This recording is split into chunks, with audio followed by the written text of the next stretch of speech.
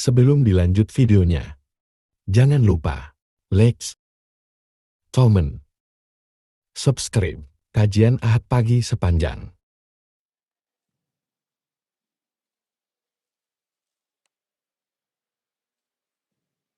Bismillahirrahmanirrahim. Assalamualaikum warahmatullahi wabarakatuh. Waalaikumsalam warahmatullahi wabarakatuh. Innal hamdalillah nahmaduhu wa nasta'inuhu wa nastaghfiruh wa na'udzu billahi min shururi anfusina wa min sayyiati a'malina. من يهده الله فلا مضل له ومن يضلل فلا هادي له وأشهد أن لا إله إلا الله وحده لا شريك له وأشهد أن محمدا عبده ورسوله اللهم صل وسلم وبارك على نبينا محمد صلى الله عليه وسلم وعلى آله وصحبه أجمعين. اللهم لا سهل إلا ما جعلته سهلا وأنت تجعل الحزن إذا شئت سهلا. سهل لنا أمورنا وارحمنا برحمتك يا أرحم الراحمين. Ikhwan dan akhwat fid din, a'azzani Allah wa iyyakum. Bapak Ibu jamaah sekalian yang dimuliakan oleh Allah Subhanahu wa taala. Alhamdulillahirabbil alamin. Yang pertama, mari kita senantiasa bersyukur kehadirat Allah Subhanahu wa taala atas segala karunia yang Allah berikan kepada kita, indahnya keimanan dan keislaman, dan Allah karuniakan nikmat sehat dan waktu luang sehingga Allah Subhanahu wa taala izinkan kita untuk hadir dalam majlis yang mulia, yaitu majlisul ilm. Mudah-mudahan apa yang kita lakukan pada pagi hari ini dicatat oleh Allah Subhanahu wa taala sebagai amal yang saleh. Amin ya rabbal alamin. Salawat dan salam juga mudah-mudahan senantiasa tersampaikan kepada Rasulullah sallallahu alaihi wasallam yang telah membawa risalah Islam, memberikan petunjuk kepada manusia dari kegelapan jahiliyah menuju cahaya Islam. Alhamdulillahirabbil alamin. Jamaah sekalian yang dimuliakan oleh Allah Subhanahu wa taala,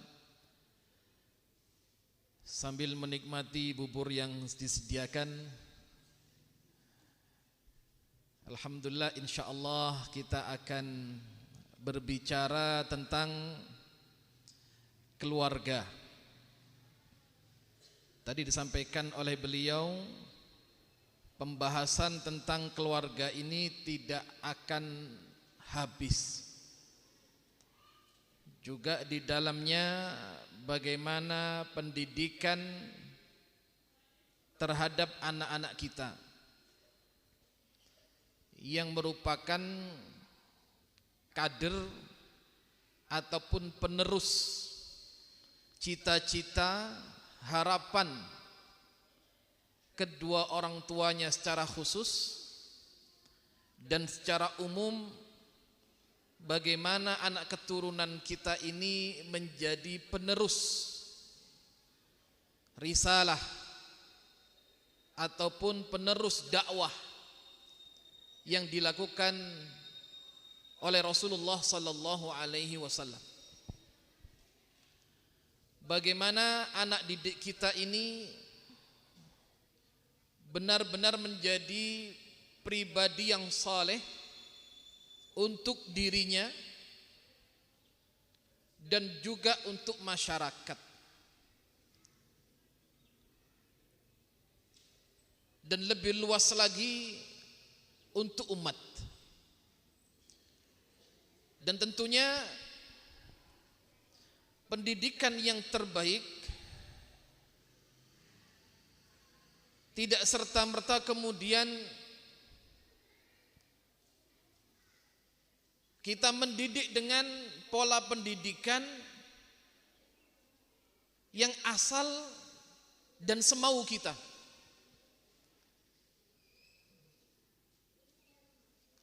Dan Allah Subhanahu wa taala telah memberikan petunjuk di dalam Al-Qur'an dan bagaimana kemudian dipraktekkan oleh Rasulullah sallallahu alaihi wasallam di dalam kehidupan beliau sehari-hari. Beberapa saat yang lalu telah pernah kita bahas bagaimana metode pendidikan ya yang dilakukan oleh kedua orang tua ataupun sikap kedua orang tua kepada anaknya adalah al-adlu baina auladihim. Okay. Beberapa saat yang lalu pernah kita bahas bagaimana kedua orang tua harus memiliki sifat adil terhadap semua anaknya, baik dalam kasih sayang maupun di dalam memberikan nafkah dan juga pendidikan. Dan juga kemarin telah kita bahas bagaimana kedua orang tua harus memiliki sifat rahmah, al-hilmu war-rifq, yaitu kelemah lembutan dan kasih sayang. Karena bagaimana pola pendidikan yang kita lakukan adalah pola pendidikan penuh kasih sayang, bukan pola pendidikan yang disertai dengan amarah, emosional, temperamental, ya, yang berakibat fatal nanti kepada anak-anak kita. Maka kita akan melihat dan kita bacakan bersama dalam pembahasan kali ini at-talattuf, kelemah lembutan Rasulullah sallallahu alaihi wasallam bil atfal, ya, dengan anak kecil, wa idkhalus sururu alaihim, bagaimana juga kedua orang tua ataupun pendidik memasukkan kebahagiaan atau memberikan kebahagiaan kepada anaknya atau anak didiknya. Maka tidak diragukan lagi pribadi Rasulullah sallallahu alaihi wasallam adalah merupakan pribadi yang sempurna, ya, di dalam semua aktivitas beliau. Pribadi yang lengkap, sempurna di dalam keluarga. Bagaimana beliau memiliki akhlak dan sifat yang mulia dalam komunikasi dengan semua masyarakat dengan latar belakang yang berbeda. Bagaimana pribadi beliau seorang muallim al-kabir, murabbi al-kabir, yaitu pendidik yang hebat, seorang pengajar yang luar biasa. Ditunjukkan di dalam sejarah bagaimana kehebatan Rasulullah sallallahu alaihi wasallam mendidik umatnya. Maka dulu pernah saya sampaikan, ada seorang ulama mengatakan, seandainya Rasulullah sallallahu alaihi wasallam tidak memiliki mukjizat kecuali sahabat-sahabat beliau saja yang dididik oleh beliau, la kaufauhu li itsbati nubuwatihi, maka sudah sangat cukup itu menjadi bukti isbat, ketetapan, pembuktian kerasulan Muhammad sallallahu alaihi wasallam. Nggih, dados lek Kanjeng Nabi niku mboten gadah mukjizat kecuali sahabat-sahabatnya saja, maka sudah menjadi bukti kehebatan, keagungan siapa gurunya. yaitu Rasulullah sallallahu alaihi wasallam. Maka di sini ada beberapa kisah ya yang diceritakan oleh sahabat radhiyallahu taala anhum ajma'in, bagaimana peristiwa-peristiwa mereka yang dialami bersama Rasulullah sallallahu alaihi wasallam. Di antaranya adalah kisah yang disebutkan oleh kisah yang terjadi pada Mahmud bin Ar-Rabi'. Bagaimana interaksi beliau dengan Mahmud bin Ar-Rabi'. Diriwayatkan, saya pernah mengalami peristiwa dalam hidup yang tidak pernah saya lupakan, kata Mahmud bin Ar-Rabi'. Saat itu saya berusia 5 tahun. Bagaimana Rasulullah sallallahu alaihi wasallam datang ke rumahku. Saat itu saya berusia 5 tahun. Bagaimana kemudian beliau ya, mengambil air, meminum air, dan kemudian menyemprotkannya kepada diriku dengan mulut beliau. Ya, ini muda'abah, ini mula'abah ya. Candaan Rasulullah sallallahu alaihi wasallam, interaksi Rasulullah sallallahu alaihi wasallam dengan anak kecil. Ya. Maka kemudian apa? Dikatakan aqaltu minan nabi. Saya menghadapi peristiwa yang tidak pernah saya lupakan. Bagaimana Rasulullah sallallahu alaihi wasallam majjatan majjaha fi wajhi. Bagaimana beliau menyemprotkan air dengan mulut beliau ke wajahku. Ya. Dan ini dilakukan oleh Rasulullah sallallahu alaihi wasallam muda'abah. Ya. Bentuk mula'abah dengan anak kecil. Dan satu sisi Rasulullah sallallahu alaihi wasallam ingin memberikan keberkahan kepada anak ini. Ya. Maka disebutkan oleh seorang ulama, ini bentuk muda'abah dan husnul khuluq, interaksi Rasulullah dan akhlak yang baik Rasulullah sallallahu alaihi wasallam, gitu ya. Jadi bagaimana Rasulullah sallallahu alaihi wasallam bermuamalah, berinteraksi, kemudian memberkahi dengan apa? Dengan air yang disemprotkan dengan mulut beliau kepada seorang anak ini. Ya. Jadi itu salah satu bentuk ya, ruqyah. Ya. Maka boleh misalkan panjenengan juga kemudian setelah membaca ayat-ayat Allah Subhanahu Wa Taala, tiupkan ya dengan mulut panjenengan. Gitu ya. Misalkan Anda membaca Al-Fatihah atau kemudian ayat kursi, kemudian akhir Al-Baqarah, Al-Ikhlas, Al-Mu'awwidzatain, kemudian tiupkan kepada anak ya sebagai ruqyah. Atau dengan doa-doa yang diajarkan oleh Rasulullah sallallahu alaihi wasallam. Ya misalkan u'idzuka, kalau laki-laki atau perempuan, u'idzuki bi kalimatillahi tammah min u'idzuka astaghfirullahalazim. Allahumma salli ala sayyidina Muhammad.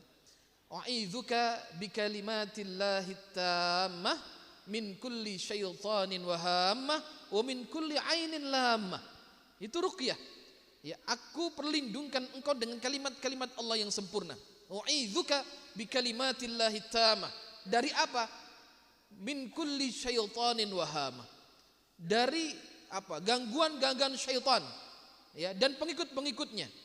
Wa min kulli ainin lamah, dari setiap mata yang kemudian memikat, atau dari ain, dari mata yang hasad, gitu ya. Ini didoakan anak kalau mau pergi sekolah, misalkan ya. Tatkala anak kemudian mau tidur, atau tatkala kita baca yanfuth, bisa disemprotkan ya apa yang sudah kita baca kepada anak-anak kita. Hada masyru' syar'an. Maka ini dibolehkan ya. Dan ini dilakukan oleh Rasulullah sallallahu alaihi wasallam kepada Mahmud bin Ar-Rabi'. Ya. Kemudian contoh selanjutnya adalah diriwayatkan dari Jabir bin Samurah. Qala, "Shallaitu ma'a Rasulillah sallallahu alaihi wasallam salatan." Ya, saya pernah salat bersama Rasulullah sallallahu alaihi wasallam. Thumma kharaja ila ahlihi. Begitu salat usai, beliau pulang kepada keluarganya. Wa kharajtu ma'ahu. Dan saya keluar bersama beliau. Fastaqbalahu wildanun. Begitu keluar, Rasul bertemu anak-anak kecil. Maka setiap anak itu dicium oleh Rasulullah sallallahu alaihi wasallam. Dan kemudian telapak beliau yang halus mengusap pipi anak-anak kecil tersebut. Ya, subhanallah. Masya Allah, bagaimana sifat penyayangnya Rasulullah sallallahu alaihi wasallam, ya. Jadi anak kecil itu dicium, kemudian telapak beliau mengusap pipi-pipi anak-anak tersebut. Wahidan, satu-satu. Wa ama ana, kata beliau, famasaha khaddayya. Ya, kemudian beliau mengusap kedua pipiku, fawajadtu liyadihi bardan au rihan. Ya, aku rasakan betapa halusnya telapak tangan Rasulullah sallallahu alaihi wasallam dan betapa harumnya telapak tangan beliau, seperti diibaratkan bagaimana tangan ini keluar daripada tas sang penjual minyak wangi. Itu ya. Ini keindahan akhlak Rasulullah sallallahu alaihi wasallam. Itu bentuk sapaan ya. Sapaan beliau kepada anak-anak kecil ya. Bagaimana beliau mencium, kemudian juga ngelus pipi anak-anak kecil sebagai bentuk apa? Talattuf ya, kasih sayang kepada mereka. Dan juga diriwayatkan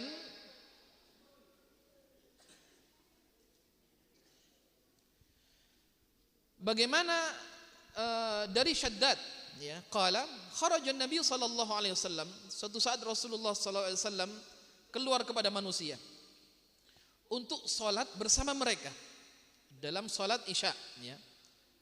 Dan beliau membawa Hasan dan Husain, cucu beliau. Fataqaddama Rasulullah sallallahu alaihi wasallam fawada'ahu. Maka kemudian Rasulullah sallallahu alaihi wasallam maju untuk mengimami dan meletakkannya. Thumma kabbara lis-shalah. Kemudian beliau takbir dalam salat, fa shalla. Kemudian beliau salat, kemudian beliau sujud, dan tidak lama kemudian Hasan dan Husain ini naik di punggung, ya. Rasulullah sallallahu alaihi wasallam.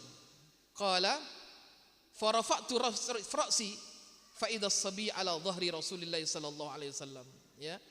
Kemudian aku angkat kepalaku, ternyata apa? Kedua cucu Rasulullah sallallahu alaihi wasallam naik di pundaknya Rasulullah sallallahu alaihi wasallam wa huwa sajidun, ya. Waktu beliau duduk di antara dua sujud, waktu beliau sujud, ya, kemudian diikuti oleh siapa? Oleh anaknya. Ya, mungkin seperti anak kita, ya. Kalau kita ajak ke masjid, ya kadang naik ke pundak bapaknya atau kadang minta gendong. Ya, subhanallah. Di sini ada hikmah. Jadi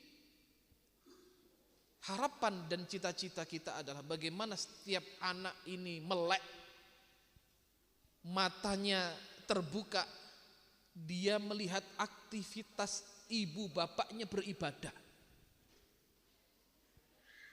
Ya, begitu anak kecil membuka matanya menjelang subuh, melihat kedua orang tuanya salat. Atau anak kadang melek melihat sudah waktu subuh, melihat ayahnya ke masjid, ibunya salat di rumah misalkan. Ya. Coba kalau kemudian anak kecil, ya, sampai usia 7 tahun, apa kata Rasulullah? Perintah anak kalian ke masjid pada usia 7 tahun. Ajak, suruh salat ke masjid. Wadribuhum ibna 10 sinin. Kalau usia 10 tahun gak mau ke masjid, pukul dia. Pukulan yang mengingatkan. Ya, coba kalau kemudian sebelum anak ini usia 7 tahun, gitu ya, dari bayi dia melihat aktivitas bapaknya senang sholat, ibunya menjaga sholat, kedua orangnya suka membaca kedua orang tuanya suka membaca Al-Quran. hari-hari anak melihat aktivitas itu, insya Allah di usia 7 tahun tidak terlalu berat kedua orang tuanya untuk memerintahkan nang masjid. Ya. Satu sisi kita melihat ini anak sudah umur 10 tahun atau bahkan sudah balik nang masjid abot aras-arasan. Ya. Kira-kira apa yang ditanamkan pada usia dini kepada anaknya? Itu ya. Jadi kalau hari-hari anak kecil melihat bapaknya hadir dalam majelis ilmu, Masya Allah, menjaga sholat wajib di masjid dengan jamaah, mencari fadilah, bagaimana kedua orang ibunya di rumah sholat, ya. Kenapa? Karena anak itu pada usia-usia dini, bagaimana mereka ini pendidikan yang masuk kepada anak kecil itu adalah dengan cara melihat, ya, gugu, melihat aktivitas kedua orang tuanya. Ya, secara teori anak mungkin kurang bisa kalau kemudian diberikan teori-teori sesuatu tentang apa kebaikan-kebaikan. Oke lah kalau masuk mungkin berapa persen, tapi bagaimana anak ini akan masuk dalam hatinya pola pendidikan, yaitu pola pendidikan yang dilihat dari kedua orang tuanya. Saya sering katakan pendidikan anak itu wajib dilakukan oleh kedua orang tuanya. Masya Allah. Ya. Ya. Mudah-mudahan jadi hafidhul Quran. Ya. Jadi saya katakan pendidikan, pola pengajaran itu bukan tugasnya bu guru dan pak guru di sekolah. Ya. Baik, kalau kemudian itu bisa didelegasikan, diwakilkan dalam pendidikan, iya. Tapi tetap tanggung jawab utama yang akan dimintai pertanggungjawaban oleh Allah adalah bapak dan ibunya, bukan ibu gurunya, ya. Atau bukan bapak guru, bukan ustadz dan ustadzahnya, tapi kedua orang tuanya. Makanya pola pendidikan bisa diwakilkan kepada yang berkompeten, tapi tanggung jawab semuanya kepada anak ini urusannya kepada Allah Subhanahu wa taala, yang akan ditanyakan kepada kedua orang tuanya. Ya. Dan memang ini tugas berat. Maka suami istri harus berbagi, gitu ya. Walaupun kadang kalau dilihat, ya, yang paling banyak dekat dengan anak kita ini kan istri kita, ibu anak-anak. Ya. Kalau bapak memang keluar perginya mencari nafkah, keluar. Yang sering di rumah anak kita dengan siapa? Dengan ibunya. Ya. Dengan kasih ibunya. Makanya kasih ibu sepanjang masa, gitu, dalam pepatah, ya. Kasih anak sepanjang galah. Dalam pepatah, ya, kasih ibu sepanjang masa untuk anaknya itu. Hari-hari keberadaan anak-anak kita bersama orang tuanya, terutama ibu. Kadang bapak mampir pulang sedilu hilang maneh, gitu ya. Pulang nengok hilang maneh. Ya, kadang malam baru datang wis pergi lagi kemana? Wallahu a'lam. Ya. Ada yang mencari nafkah, ada yang pengajian, gitu. Ibu hari-hari di rumah. Ya. Ini juga hikmah kenapa kita juga harus mengajarkan anak laki-laki terutama untuk sholat di masjid. Ya. Kan kita kadang ajak anak itu supaya terbiasa, ya, supaya nanti rumahnya anak laki-laki itu masjid, itu, ya. Rumahnya anak laki-laki itu masjid, senang masjid, ya. Maka salah satu di antara 7 golongan yang dinaungi oleh Allah Subhanahu Wa Taala pada hari yang tidak ada naungan kecuali naungan Allah, ya, rajulun qalbuhu mu'allaqun fil masajid, seorang laki-laki yang hatinya terikat dengan masjid, wa syabun nasha'a fi ta'atillah, dan seorang pemuda yang tumbuh kembang dalam ketaatan kepada Allah Subhanahu wa taala. Itu ya. Ini beberapa hikmah dan pelajaran ya dari apa yang tadi hadis kita bacakan. Dan juga disebutkan ya, bagaimana interaksi beliau dengan Ummu Khalid dengan bahasa Ethiopia, Habasyiyah gitu ya. Dari Ummu Khalid bintu Khalid bin Sa'id qalat, beliau menceritakan, ataitu Rasulullah sallallahu alaihi wasallam. Jadi rata-rata beliau ini meriwayatkan hadis bercerita masa kecilnya ya dengan Rasulullah sallallahu alaihi wasallam. Aku mendatangi Rasulullah sallallahu alaihi wasallam ma'a abi, bersama ayahku. Wa alayya qamisun asfar. Saat itu saya mengenakan pakaian berwarna kuning. Qala Rasulullah sanah gitu ya. Abdullah yang meriwayatkan hadis ini mengatakan itu bahasa Habasyiyah, bahasa Ethiopia yang artinya hasanah. Masya Allah, bagus, baju kamu bagus, wahai anakku, baju kamu bagus, gitu ya. Fadhahabtu al'ab, kemudian saya berlari menaiki pundak Rasulullah sallallahu alaihi wasallam. Dan aku memainkan khatamun nubuwah. Aku memainkan tanda kenabian Rasulullah sallallahu alaihi wasallam, khatam, ya. Jadi kalau dalam kajian sirah, khatam bermakna dua. Ada khatam yang berarti cincin. Rasulullah mengenakan cincin, ya. Dan arti yang kedua bermakna tanda kenabian, khatamun nubuwah, ya, seperti stempel kenabian. Dikatakan oleh para sahabat, ya, kalau kata orang Jawa itu kayak toh, gitu ya, tanda. Sahabat ada yang menyebutkan seperti telur burung, ya, burung merpati, tandanya ya di dekat leher Rasulullah SAW sebelah kiri gitu ya, antara tengah-tengah sini. Itu dibuat mainan oleh Ummu Khalid. Kemudian fazabarani abi, ayahnya mengatakan, Ummu Khalid jangan dilarang gitu ya. Apa kata Rasulullah? Da'ha, biarkan dia main-main gitu ya, biarkan dia main-main.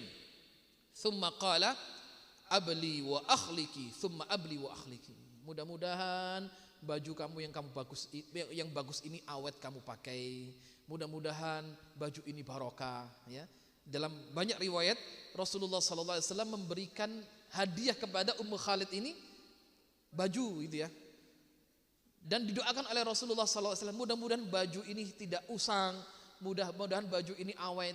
Dan ini makna tersirat Rasulullah sallallahu alaihi wasallam mendoakan umur beliau panjang gitu ya.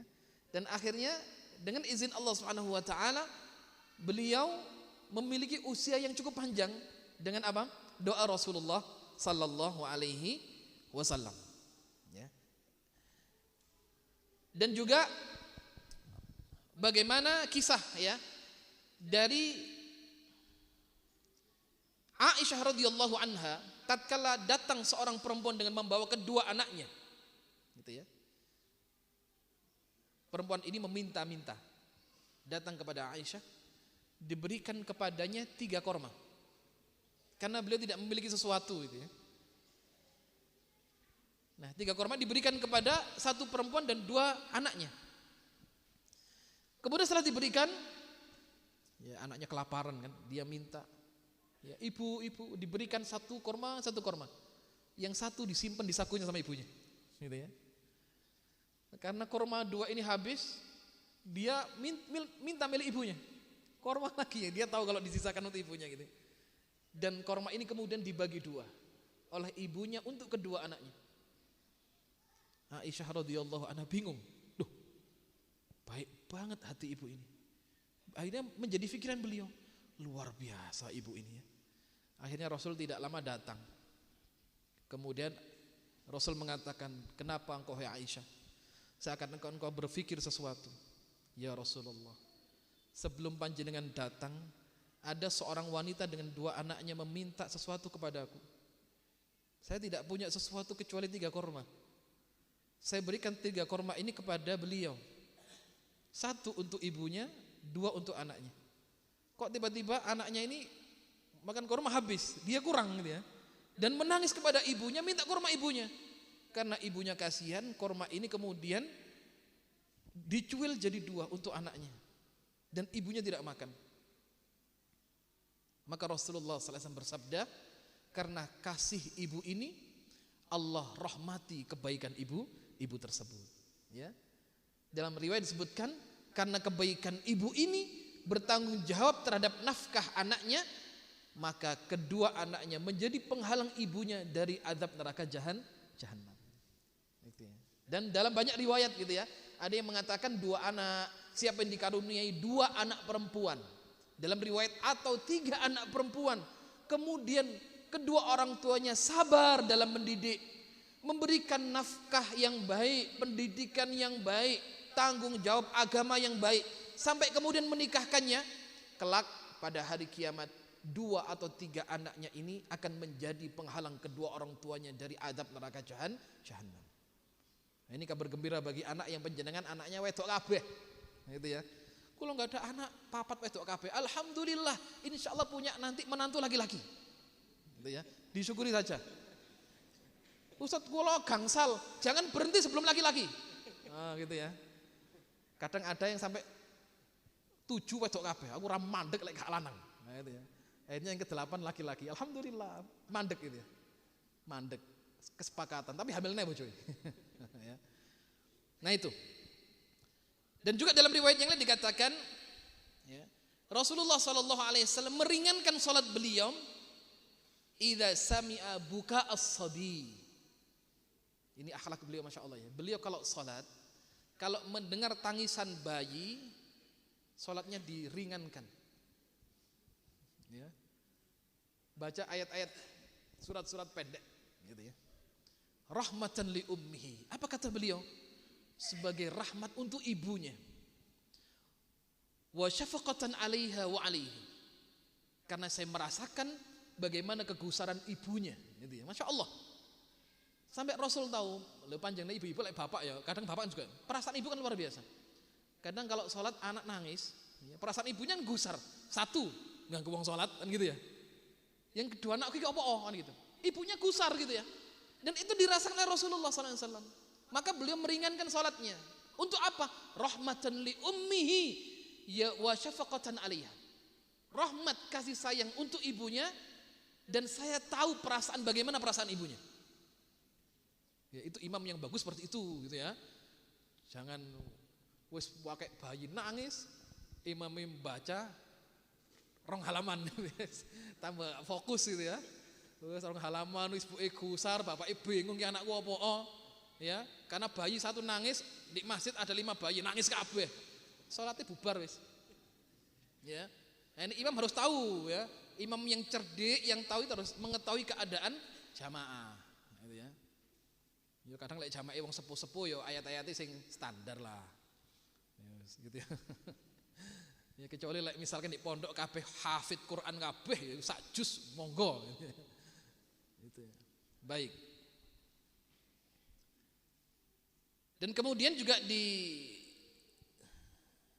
dikisahkan bagaimana interaksi Rasulullah SAW dengan saudara Anas bin Malik, gitu ya.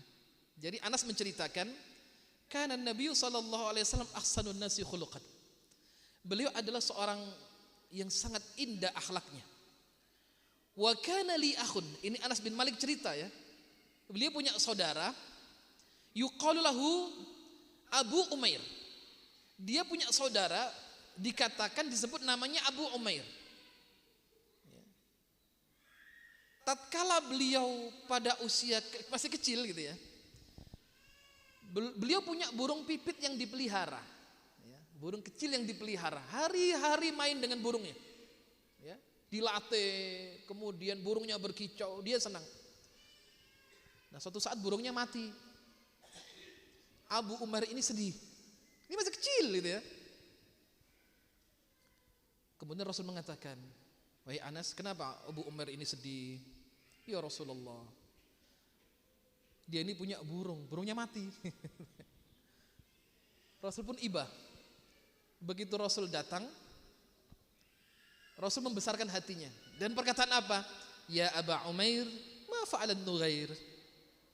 Wahai Abu Umair, ya, mana burung piaraanmu? Gitu ya. Sebagai bentuk apa? bentuk ibanya Rasulullah SAW ya. Berasa sedih juga Rasulullah. Ya Aba Umair, mana fa'alat nughair? Mana burung pipitmu?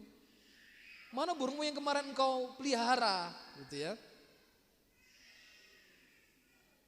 Fara'ahun Nabi hazinan 'ala nughair fada'abahu alaihi. Begitu dilihat beliau sedih, maka Rasul membesarkan apa? Hatinya. Gitu ya. Padahal anak kecil ini. Subhanallah. Ini kadang-kadang kelemahan kita ini. Warek cilik ngerti apa? Kan gitu ya. Kadang kita orang tua, kadang anak ikut duduk dengarkan. Satu sisi kita gitu ya. Kadang orang tuanya duduk, bapak duduk, ibu duduk, musyawarah. Marmur anakin duduk tuh. Ngalih cilik gitu ya. Apa? Iku urusan gede gitu ya. Oke, kalau perihal hal-hal yang sifatnya misalkan itu omongan orang dewasa, baik, disuruh pergi. Tapi kalau kemudian hanya obrolan biasa, kadang namanya anak kan ya, tahu-tahu nimpruk nang gini bapak, kadang-kadang ke ibunya, kadang-kadang ono tamu ngerusuhi kan gitu ya. Jajannya disuntuk kabeh. Misalkan gitu ya. Nah, satu sisi bagaimana di sini ada interaksi yang baik dengan anak.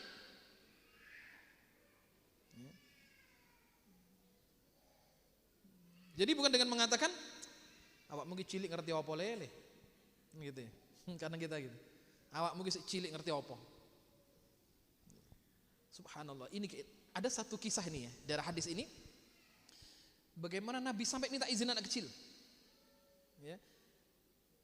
Jadi dikisahkan suatu saat Rasulullah SAW berada di suatu rumah gitu. Dan diberikan, beliau berkeliling buat halaqah. Di samping kanan beliau anak kecil. Dikatakan di sini ghulam saghir. Jadi duduk bersila. Di samping kanan beliau anak kecil, gitu ya. Masya Allah. Kemudian di samping kirinya asyikh, poros sesepuh. Dan dihidangkan untuk beliau minuman.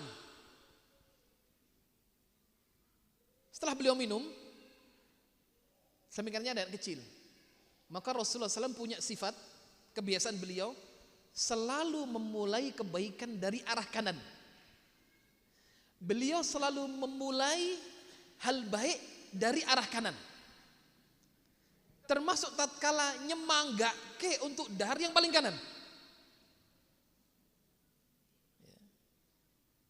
Dan di sebelah kiri para sepuh. Saya bicara kalau kira-kira kita ya, dalam jamuan itu siapa yang didulukan kira-kira? Kalau kita loh ya, ada acara opo ngono wis ya. Qadarullah ada anak-anak kecil misalnya gitu ya, di samping kanan. Sesepuh iki wis sesepuh tokoh masyarakat. Ya. Kira-kira kalau wonten daharan yang kita dulukan siapa? Sepuh, arek cilik kok wae, arek cilik dijopo. Buri dhewe gitu ya. Arek cilik kok wae, keri-keri. Buri dhewe. Lek ono sisa ya dikek lek anak ya wis kan dolan-dolan gitu ya. Apa kata Rasulullah? Rasul minta izin. Ya ghulam. Wahai ditepuk betul. Wahai anakku. Ata'dzanu li an u'tiyahul asyakh.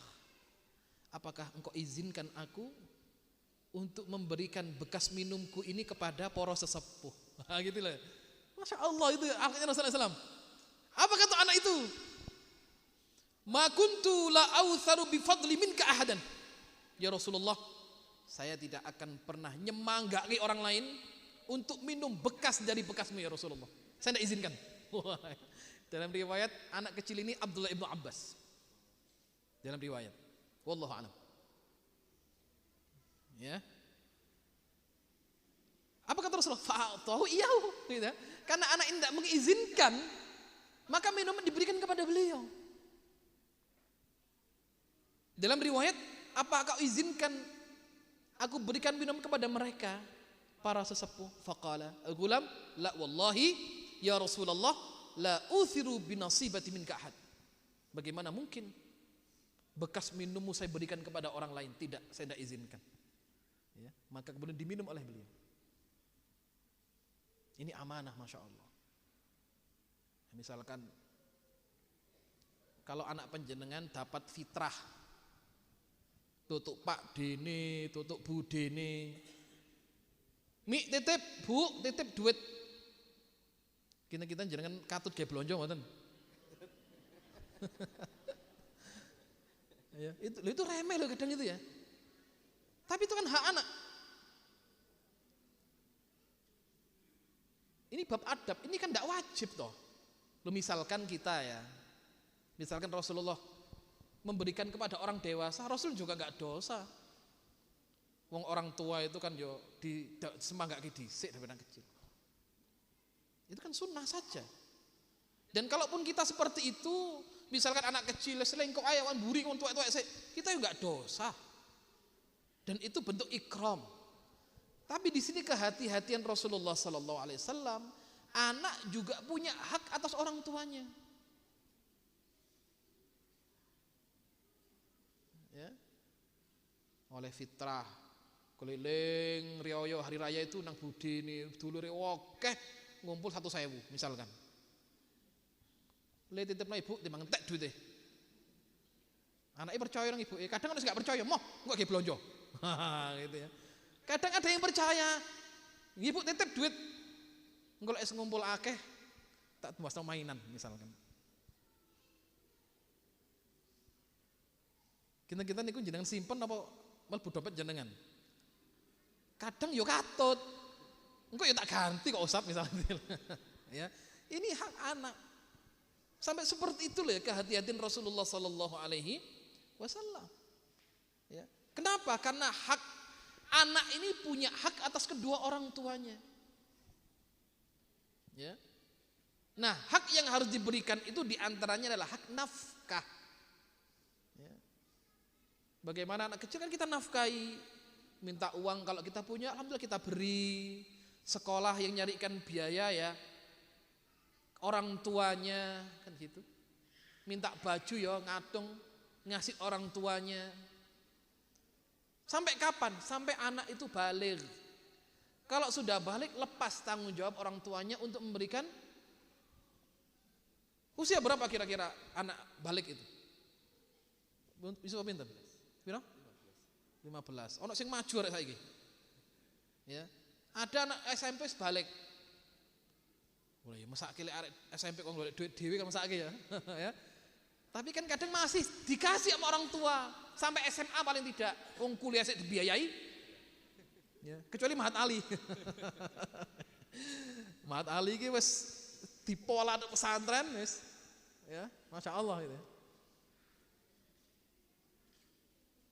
Lek arek SMP kadang suruh nyari uang sendiri ya. Berat. Kalau sekarang lek zaman dulu jenengan Masya Allah kan gitu.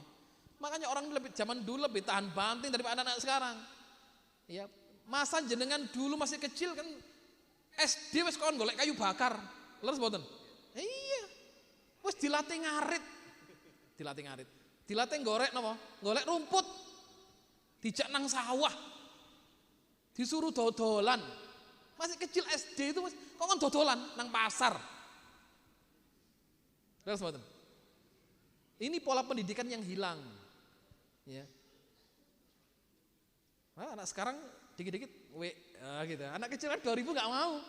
Minimal anak kecil 2000 sekarang. Duit sewa angel sekarang ya. Susah. Anak kecil mana bas jajan 2000. Ya, pagi, siang 2000, malam 2000, 6000. Anak S10, alhamdulillah lumayan gitu ya. Anak S10 njaluk siji njaluk kabeh. Napa kudu adil? Ya. Lah duitnya kan entek. Allah ganti insyaallah. Nah, gitu ya. Insyaallah Allah ganti. Ya. Allah berikan rahmat dan keberkahan. Ya. Ini bentuk apa? Akhlak Rasulullah Sallallahu Alaihi Wasallam. Sampai ke anak kecil pun izin. Ya, minta izin kepada anak kecil. Ya. Kenapa? Karena dia punya hak. Kenapa? Karena harusnya jatahnya. Karena Rasul setiap memulai sesuatu yang baik dari arah kanan, qadarullah, dia duduk sebelah kanan Rasulullah SAW. Masya Allah. Berarti ini bukan orang sembarangan ya. Duduk dekat dengan Nabi, ya, bukan orang sembarangan. Ternyata Ibnu Abbas radhiyallahu anhu. Jadi anak punya hak atas orang tuanya, hak nafkah dan hak pendidikan. Yang itu harus terus dijaga. Ya. Memang berat. Ya, tanggung jawabnya sama-sama berat. suami mencari nafkah berat, ya. Ibu tanggung jawab di rumah juga berat. Apalagi tanggung jawab pendidikan lebih berat daripada nyuci baju, daripada cuci piring. Ya. Tanggung jawab pendidikan lebih berat daripada mencari nafkah. Karena dia yang akan ditanyakan oleh Allah Subhanahu wa taala tentang baik dan tidaknya anak ini. Ya. Makanya dulu para nabi bagaimana mereka selalu mendoakan anak-anaknya. Panjangan kalau baca surat Ibrahim, bagaimana Ibrahim alaihissalam sebelum dikaruniai anak berdoa Rabbi habli minas salihin. Begitu dikaruniai anak, ya, kemudian didoakan anak keturunannya. Maka anak keturunan beliau semuanya jadi nabi dan rasul. Tatkala beliau berdoa ujubnubni wa baniya an na'budal asnam, ya, jauhkan diriku dan anak keturunanku untuk tidak beribadah kepada berhala dan patung. Rabbi ja'alni muqimas shalah wa min dzurriyyati. Jadikan aku ya Allah orang yang menegakkan salat dan juga anak keturunanku. Artinya apa? Orang tua tidak boleh soleh sendirian kemudian anaknya tidak soleh. Jadi orang tuanya soleh, anaknya lebih soleh. Maka saya katakan salihul aba min asbab salihul abna. Ya. Solehnya kedua orang tua menjadi sebab, ya, solehnya anak keturunan. Gitu ya. Makanya dulu para salaf mereka menambah bilangan rokaat solat sunnahnya kalau mereka ingat anak-anak mereka. Gitu ya. Lagi tidur, ya Allah dia solat, tambah bilangan rokaat solatnya. Untuk apa? Agar kebaikannya sampai kepada kebaikan anak.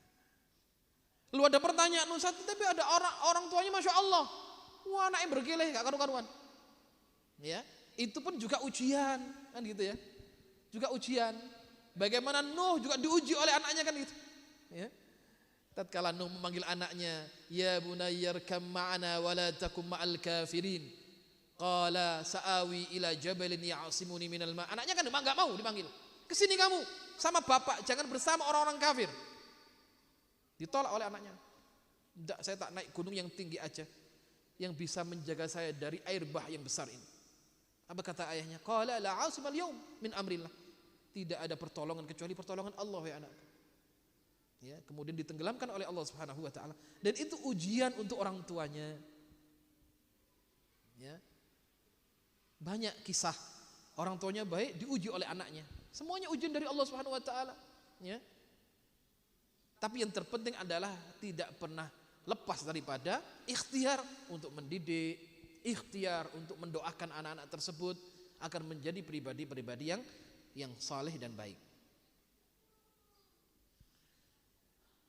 Baik. Kemudian juga dalam contoh yang lain dikatakan dari Ummu Qais binti Mihsan annaha atat bi ibnin laha. Ya, beliau pernah membawa bayinya kepada Rasulullah SAW. Lam yakul ta'am. Ya, beliau belum pernah makan. Dibawa kepada bayi ini belum makan. Ya, dibawa oleh Rasulullah SAW. Fa'ajlasa Rasulullah SAW. Maka didudukkan di pangkuan beliau. Fabala ala thawbi. Tiba-tiba kencing.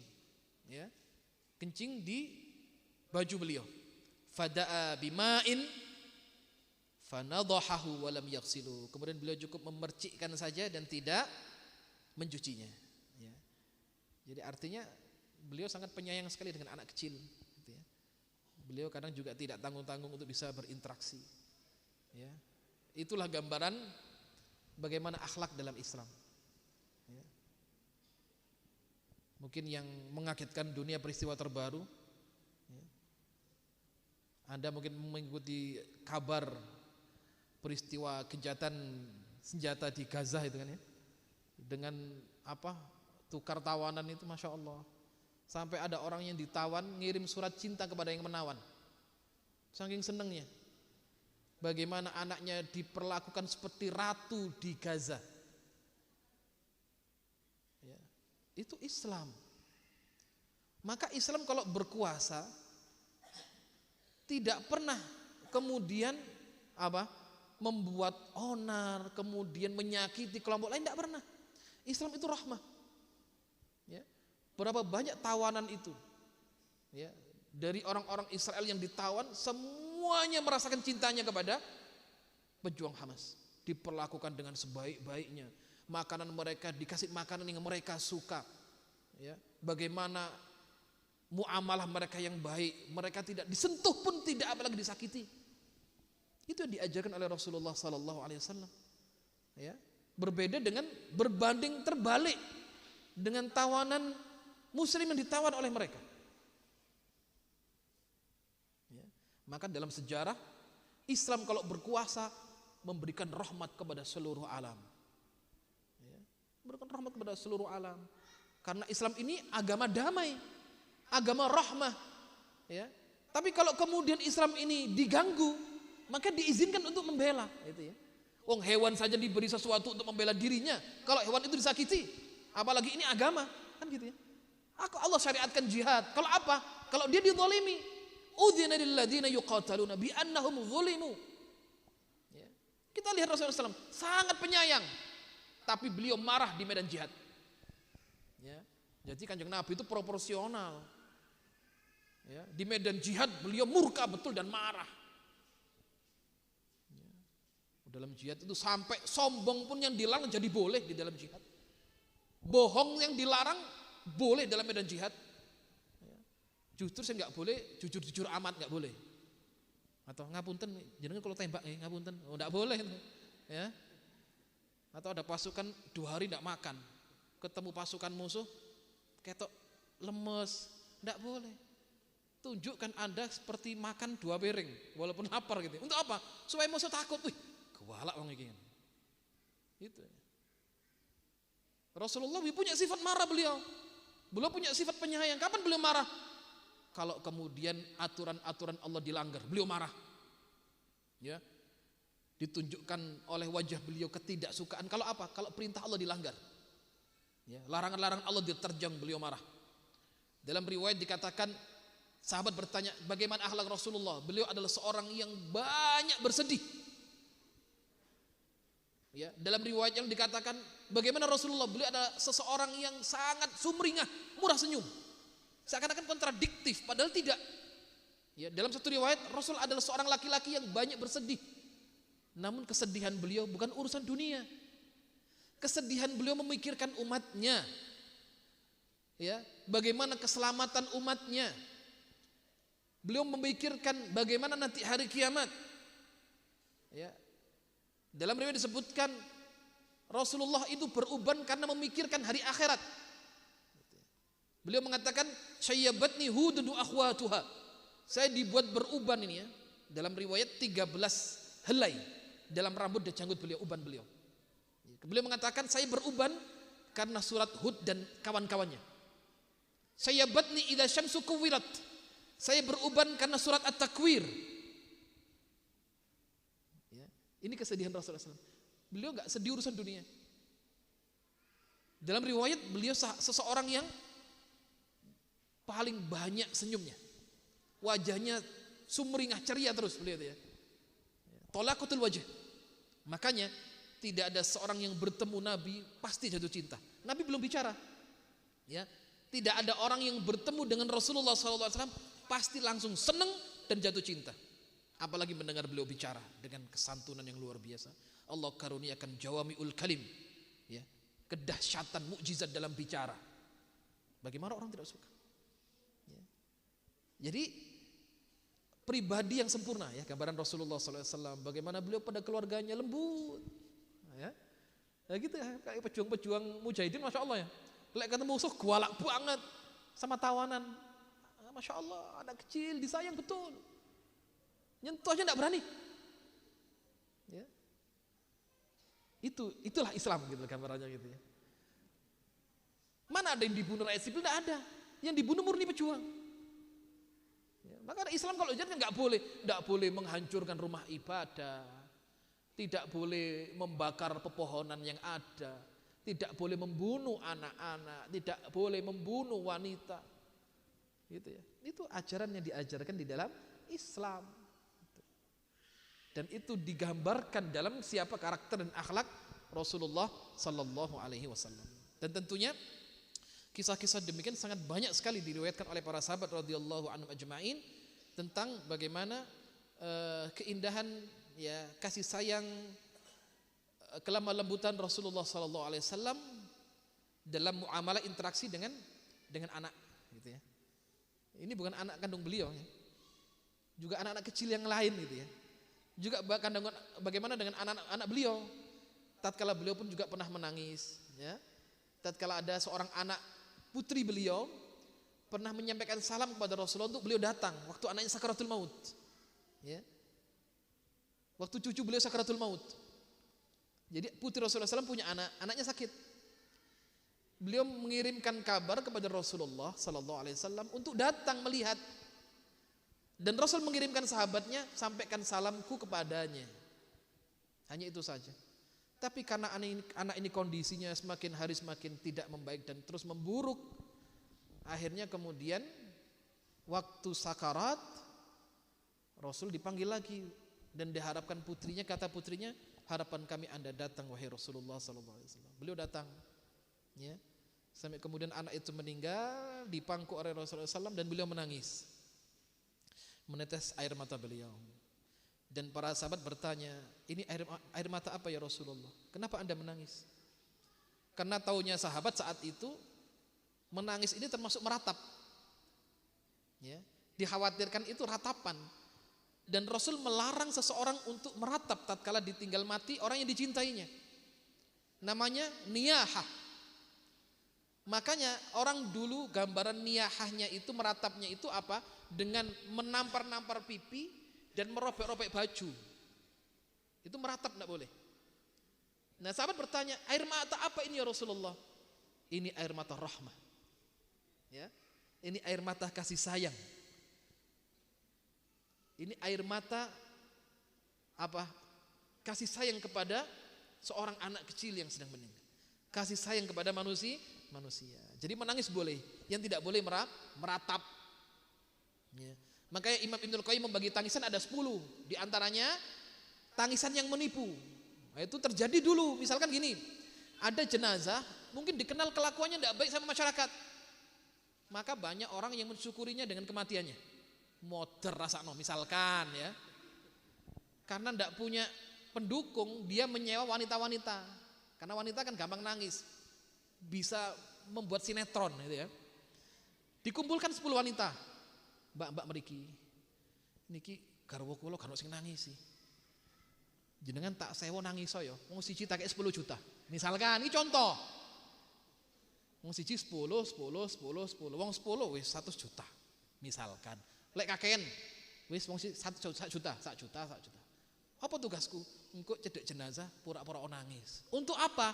Untuk memberi simpati kepada masyarakat. Oh, tiba wong iki apik. Gitu ya. Ini jenenge al-buka al-mustajarah. Tangisan yang disewakan. Ya. Itu ada. Maka Imam Ibnul Qayyim itu membagi tangisan ada 10. Di antaranya ada model tangisan sing koyo ngono kuwi. Apa itu boleh? Haram, enggak boleh. Kenapa? Gharar, nipu. Ya, itu menipu. Enggak boleh gitu ya.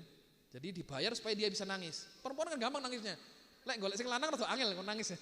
Lek perempuan pura, "Wah, Masya Allah, kamu ini baik orangnya gini." Untuk apa? Tiba wong ki apik. Kan gitu.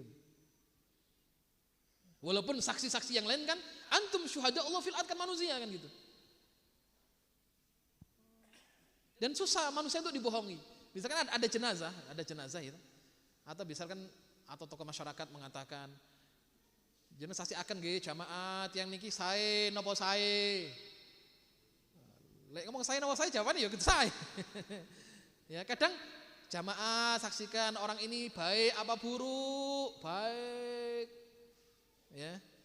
Walaupun sakjane ora kan gitu ya. Kan enggak mungkin ngomong elek, enggak mungkin. Tapi sejatinya manusia ini saksi Allah di muka bumi ini. Ya, insya Allah kalau dia orang baik, orang akan memujinya dengan kebaikan. Tanpa dibayar pun refleks wong iki Masya Allah. Ya. Biar ngaji ini rajin, Masya Allah, sholat jamaah tertib, ke tetangga tidak pernah nyakiti, ya. gak seneng kumpul-kumpul, maksudnya gak seneng kumpul tonggo, maksudnya gak gelem kumpul-kumpul wedok ngerumpi-ngerumpi gosip, gak tahu. Misalkan ya. Kalau di sini insyaallah enggak ada. Saya bicara perempuan di Jakarta sana jauh. Gak suka ngerumpi orangnya, masya Allah, gak punya nakiti tetangga, ya suka orangnya mau suka bantu, masya Allah, kan disebut semua itu. Nah kadang orang itu diketahui kebaikannya kalau sudah tidak ada, ya. Atau kadang seorang istri ditinggal suaminya, ketok ibu bojone ngwanyel kayak, golek gantine gak ono, masya Allah, ternyata kebaikannya nampak banyak banget, gitu ya. Ya, itu saksinya adalah orang-orang yang memang dekat dengan orang yang tahu tersebut. Wa antum syuhada Allah fil ard. Kalian ada saksi Allah di muka bumi. Ya. Maka di sini pentingnya kita untuk bisa berbuat kebaikan sekecil apapun, memberikan kontribusi terbaik. Ya. Artinya apa? Kalau insya Allah yang memuji manusia dengan pujian yang baik, di mata Allah dia orang yang baik. Ya. Kan gitu kan? Ada saya dari satu hadis, pernah lewat 2 jenazah di hadapan Nabi kan. Marru bi janazah. Ada jenazah yang pertama asnau alaihi khairan. Semua orang memuji kebaikan. Sampai Rasul mengatakan wajib orang ini wajib. Tidak lama datang jenazah yang lain, asnau alaihi syarran. Orang-orang memuji menyebutkan keburukannya. Dan Rasul mengatakan wajibat. Maka Umar Ibn Khattab mengatakan, datang pada Nabi, ya Rasulullah, kenapa Anda mengatakan wajib dengan 2 jenazah yang diantarkan ke pemakamannya? Rasul mengatakan, wahai Umar, ya, saya tadi lihat jenazah pertama, semua orang berbicara kebaikannya, dan saya berdoa kepada Allah dia wajib masuk surga. Orang yang kedua yang diantar ke kuburan, orang berbicara tidak ada lain kecuali keburukannya. Saya berdoa kepada Allah, kalau dia pantas masuk neraka, dia masuk neraka, wajib masuk neraka. Kata Rasulullah kepada Umar, antum syuhada'ullah fil ard.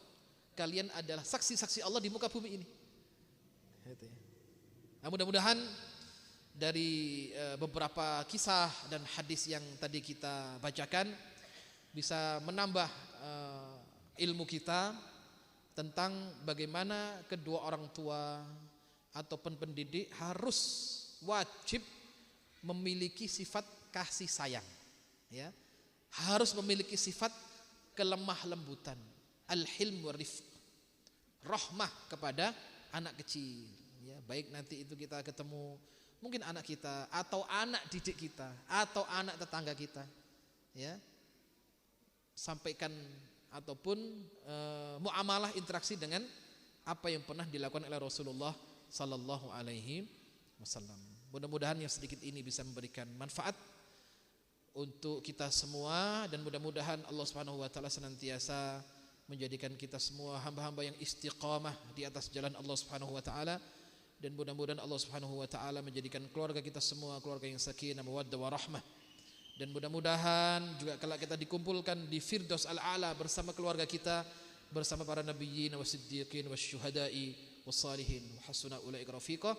Jazakumullahu khairan katsira. Subhanaka Allahumma bihamdika asyhadu an la ilaha illa anta astaghfiruka wa atubu ilaik. Assalamualaikum warahmatullahi wabarakatuh. Waalaikumsalam warahmatullahi wabarakatuh. Aturaken kungi panuwun, syukron jazakumullah khairan katsir. Dumateng Ustaz Alif Bakhtiar Al-Habis ingkang sampun ngaturaken tausiah injang menika. Masyaallah Bapak Ibu pun dipun aturaken tos pundi akhlakipun Kanjeng Nabi Muhammad sallallahu alaihi wasallam dumateng lare-lare alit ngoten nggih. Kadang kita sami nika sok kadang ngremehaken, sok kadang nyepelekaken, sok kadang nyia-nyiaken ngoten nggih. Lah iki mboten pareng. Nggih. Krana napa? Krana putra putri kula pansedaya napa malih tasih usia-usia belia. Lare alit niki langkung napa ningali napa kita nggih. Nyonto kita ketimbang dipun paringi materi terus dipun aturaken. Lebih banyak mencontoh. Jadi kita tumindak kasar, tumindak ngremehaken, nyiak-nyiaken ngoten niku kadang mungkin ditiru kan ngoten nggih. Tiru mengke rikala pun gak ada kegiatan piyambakipun badhe nyepelekaken kita. Gitu. Nang rikala kita gadhe welas asih nggih. Mangke rikala piyambakipun pun gadhe akal nggih, ugi saged paring welas asih dumateng kita. Berarti pentingipun kita tumindak ingkang langkung sae gadhahi welas asih dumateng putra-putri kita sedaya. Mboten mung putra-putri kita nanging putra-putri tiyang sanes ugi. Nggih, lare-lare alit niku dibelas kasih. Lajeng pun kathah pun dipaturaken mugi-mugi menika dados napa ilmu kagem kita sami monggo sar-sar kita amalaken wonten bebrayan menika mugi-mugi kanthi menika Allah Subhanahu wa taala langkung tresna dhateng kita dadosaken generasi-generasi kita generasi ingkang saleh lan salehah. Bapak Ibu saderengipun pangaosan dipun pungkasi kalih informasi ingkang sepisan bilih sodakoan enjang menika ingkang ngawontenaken sarapan menika saking keluarga ageng Bapak Siwiono Ibu Nani ingkang menika sekaligus pengurus wonten Yayasan Sosial Pendidikan Islam SMC. Nuwun donga pamujinipun nggih anggenipun beliau sekeluarga badhe nindakaken ibadah umroh benjang tanggal 9 nggih. Nuwun mugi-mugi umrohipun makbrur nggih pinaringan kalujengan keselamatan wit budal dumugi wangsul malih. Ugi ingkang nyarengi beliau panjenenganipun Bapak Siyono keluarga niku panjenenganipun Bapak Tumin Mintowiyono saking Gendengan.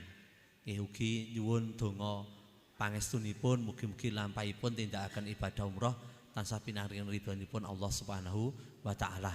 Ayat menika wonten enjang menika nyuwun dumateng panjenenganipun Al Ustaz Ali Bakhtiar dongaaken keluarga ageng Bapak Siwiono ugi Bapak Tumin Mintowiyono anggenipun benjang tanggal 9 badhe nindakaken ibadah umroh. Nuwun.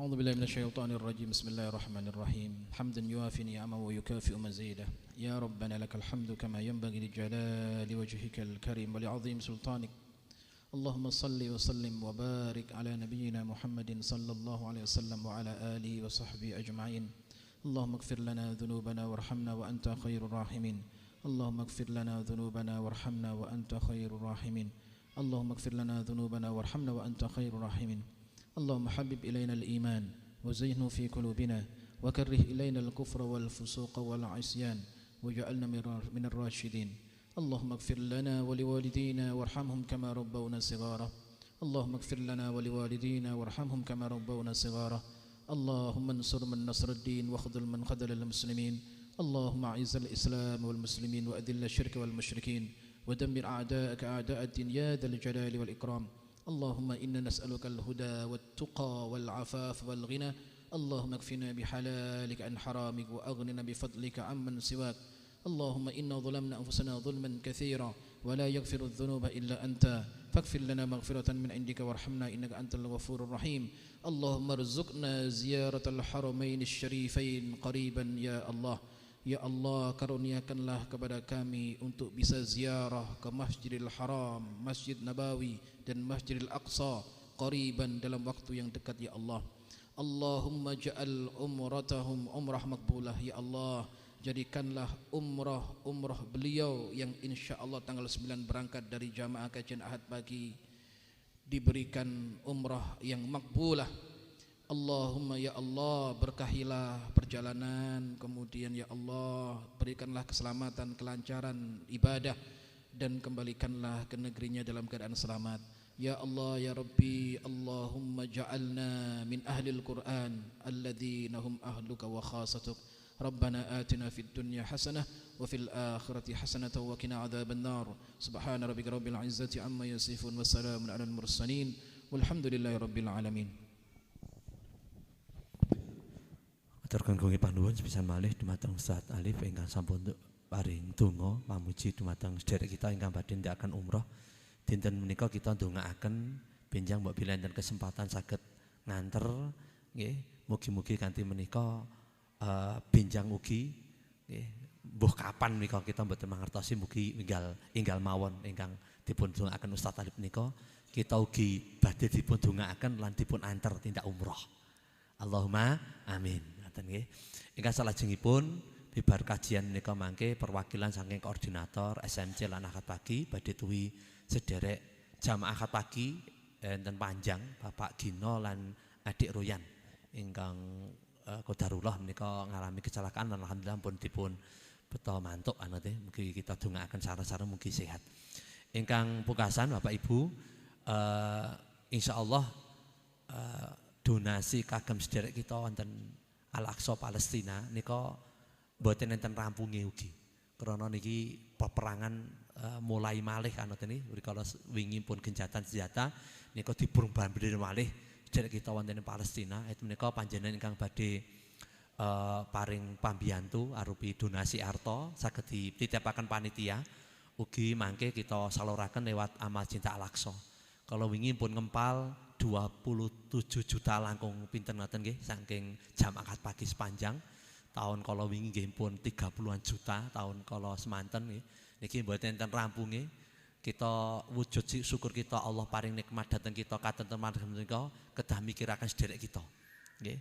Allah badhe nulung kita rikala kita peduli, rikala kita nulung sederek kita.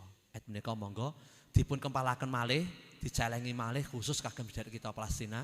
Insyaallah mangke wonten akad kelima kita badhe kerjasama malih kalih rencang-rencang wonten amal cinta Al-Aqsa ngawontenaken pengaosan lan donasi malih kagem sederek kita. Kalau wingi pun kula share enten grup WA akad pagi tim Umahat nggih kaitanipun penyaluran air bersih sakalaminipun krisis wonten ing Gaza Palestina nggih nika saking Indonesia salah setunggalipun saking amal cinta Al-Aqsa dipun wujudaken pengadaan air bersih kang derek-derek kita wonten mriku karena kondisinipun sumber-sumber niku dibom dening Israel lan Atullah. Nika prihatos sanget monggo nggih kita dongaaken ben dinten kita sisihaken bondo kita nggih kagem sederek kita. Insyaallah mungkin berkahi gesang kita donya akhirat. Lajeng ingkang puyasan panjenengan ingkang pengin donasi nggih kagem pengadaan iup-iupan, parkiran lajeng mangke kagem pembelajaran wonten Kutab Darul Falah lan Mahat Ali Darul Falah monggo mungkin saged dipunlebetaken wonten ing kotak sisitan lan sekilen wonten ing pintu keluar punika. Kula kinten mekaten monggo pangaosan injang menika kita pungkasi kanthi wassalam dalah kajengaken kafaratul majelis. Alhamdulillahirabbil alamin. Subhanakallahumma bihamdika asyhadu an la ilaha illa anta astaghfiruka wa atubu ilaik. Kuduripun dalaken wijung tindak. Assalamualaikum warahmatullahi wabarakatuh.